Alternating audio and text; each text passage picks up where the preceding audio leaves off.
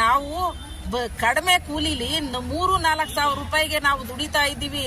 ಇವತ್ತು ನಮ್ಗೆ ಯಾವ ಚಳಿನೂ ಬೇಡ, ಯಾವ ಮಳೆನಾದ್ರೂ ಆಗ್ಲಿ, ಏನೇ ಆಗಿರ್ಲಿ ನಾವು ಸಹಿಸ್ಕೊಂತೀವಿ. ನಮಗ್ ಒಂದು ಒಪ್ಪತ್ತಿನ ಊಟಕ್ಕಾಗಿ ನಾವು ಬಂದಿರೋದು. ಗಂಡ ಮಕ್ಕಳು ಮನೆ ಮಠ ಎಲ್ಲ ಬಿಟ್ಟು ಬಂದಿದೀವಿ.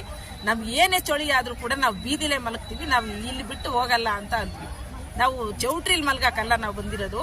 ನಮ್ ಬೇಡಿಕೆಗಳನ್ನ ನಾವು ಏನೇ ಆಗಿರ್ಲಿ, ಬೀದಿ ಆಗ್ಲಿ, ಏನೇ ಆಗಿರ್ಲಿ, ನಾವು ನಮ್ ಬೇಡಿಕೆ ಈಡೇರಿಸ್ಕೊಳಕ್ಕೆ ಅಂತ ನಾವು ಬಂದಿದೀವಿ.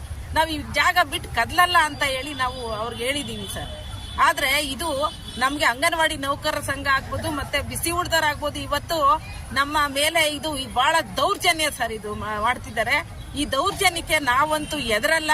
ನಾವ್ ಏನೇ ಆಗ್ಲಿ, ನಾವು ನಮ್ ಬೇಡಿಕೆ ಈಡೇರೋವರೆಗೂ, ನಮ್ ಸಚಿವರು ನಾವ್ ಇರೋಂತ ಸ್ಥಳಕ್ಕೆ ಬರೋವರೆಗೂ ನಾವ್ ಇಲ್ಲಿಂದ ಕದಲಲ್ಲ ಅಂತ ಒಂದು ತೀರ್ಮಾನಕ್ಕೆ ಬಂದಿದ್ದೀವಿ. ಆ ತೀರ್ಮಾನದಂತೆ ಆಗೋವರೆಗೂ ನಾವು ಈ ಜಾಗ ಬಿಟ್ಟು ಕದಲಲ್ಲ. 10 days ಅಂತ ಹೇಳಿ ನಾವು 10 ದಿನಗಳ ಕಾಲ ಅನಿರ್ದಿಷ್ಟ ಮುಷ್ಕರ ಅಂತ ನಾವು ಅನ್ಕೊಂಡಿದೀವಿ.